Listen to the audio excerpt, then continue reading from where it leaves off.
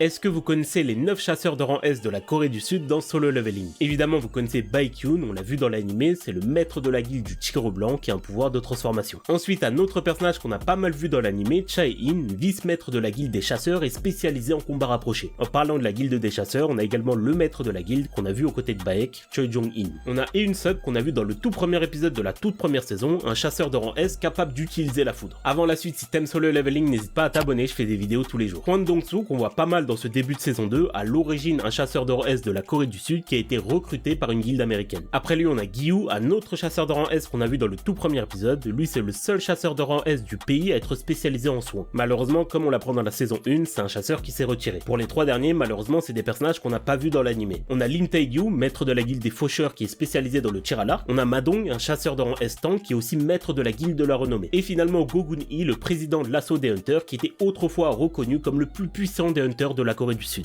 On aura évidemment aussi Sung Jin-woo qui deviendra le 10e chasseur de rang S du pays. On pourrait aussi compter son père qui avait le niveau d'un chasseur de rang S mais qui n'a jamais officiellement été reconnu comme tel.